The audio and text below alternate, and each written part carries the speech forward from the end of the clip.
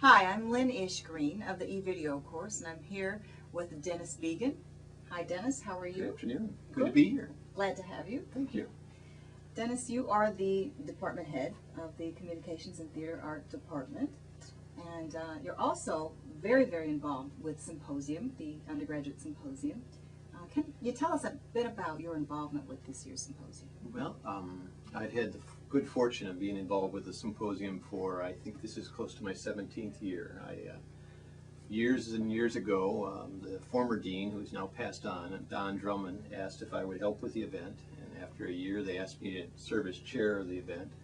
And it's really been one of the activities or the involvements that has been the greatest pleasure for me throughout the academic year. It's really what we're all about. It's about students working with faculty on some project, and it culminates into this day on this spring, and it's a presentation of their research excellence. And what is really impressive for me is it really shows the relationship of a faculty working with student and the student's results materializing into this kind of thing. So I'm very proud of it and very proud to be a part of it. Great, great. I see your enthusiasm. Yes. Would like to know a little bit more about how the symposium has grown from maybe your early involvement in previous years to how it is today. Sure. And it maybe if somebody would check the website, they'd find it interesting, the history of the Eastern Michigan College of Arts and Sciences Symposium. But it started in its first year, some 22 years ago, with 17 students and 19 faculty. They had no speaker at the luncheon. It was just actually a dittoed program, for those of us who can remember what dittos were. And it was a small group, but it was the foundation of what we enjoy today. And this year there will be 183 students, about 110 faculty. And what's very important to say about the 183 students is they are juried at the departmental level. Not all students are accepted. Students have to be nominated by their faculty members, and then they're juried in their respective departments and submitted to the College of Arts and Sciences for consideration. So it's 183 of our best students, and that's what really makes it so special for us. And each year the quality of the program, the event has grown. We're very proud of many things that we've done that I hope you'll get occasion to see during the day.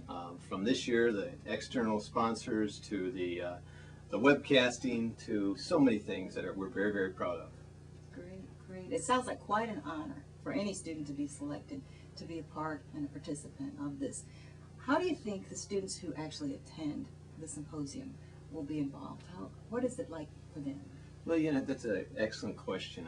When I was first involved, I was trying to think of all the logistics, and certainly I was worried about having the rooms, having all the equipment they needed for the presentation, having the program done, making sure the letters got out to the faculty and the like. And then this student walked into my office one day from the history department, and she was a sophomore at EMU. And she was very nervous about giving a presentation. And with my speech communication background, it all of a sudden hit me that this is really what it's about. Someone, their first opportunity in a professional conference-like setting to make a presentation about something she was very proud of. That actually was the catalyst for us to start coaching sessions in which we would help students how they make their presentations. But I'm always reminded that, again, these are freshmen, sophomores, juniors, and seniors that have not done something like this before. Those of us in the faculty ranks may well often think, well, I did a conference paper a year or so ago, but this is the start of a professional career for these students. And many of them will go on to graduate school. Many of them will go on and present even at the Graduate Research Fair here at EMU. So it really is the start of something that I think is very special in one's career and looks good on a resume, but more importantly, it's really that example of what's the foundation of the future for them. Great, great. And speaking of the future, you're moving in different directions with the symposium itself. Right. Can you tell us a little bit of some of the new things that you're doing differently this year? Yes, one of the things we're doing that actually an idea that started, I think, 2 or 3 years ago from a faculty member in the music department. John Dorsey said, one of the things would be nice if the student could go home and have a photo of themselves with their faculty sponsor and sort of show parents or show their friends.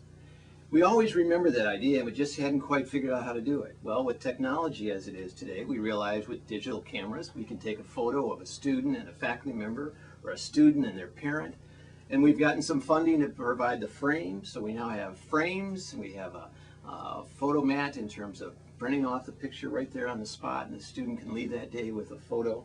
That's one thing that we hope celebrates their contribution and success. The other is webcasting. We are very excited about this opportunity. What we envision for next year, and certainly for our 25th anniversary, is we could send a letter to every parent, to every high school, of a student participating, and say, we hope you could join us here in McKinney Union, but if you're unavailable to join us, click onto your website and you can watch it webcast. And at this particular time, this student will be webcasting and presenting in the symposium. Another thing that we did this year that is very, very gratifying, and I am very proud and thankful for the support of external sponsors. This is such a wonderful event for EMU. In my judgment, and I mean this sincerely, it's probably one of the finest things we do all year. And we are many things at this university, but this is one that really shines on the students' excellence and the faculty relationship with students. But what we did is we contacted external groups and organizations and corporations and asked if they'd be willing to help sponsor, and more so not only make a financial contribution, but come join us for the day, be at the luncheon. And so we think, and we're confident, we'll get the word out of the quality of the students to guests from Masco Corporation, from Detroit Edison, to the Michigan Association of School Administrators in Lansing, to oh, there are so many, the long list. Actually, there are 53. The Detroit Institute of Arts, the Michigan Opera Theater, the Michigan Theater, the Eaton Corporation.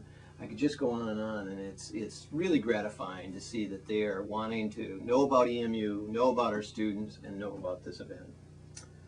Well, thank you so much, Dennis. We really appreciate you being with us. And it sounds like you have a real community effort and a way to promote some wonderful things that you're doing here at the university. We thank you so much. Well, thank you. It's great to be here.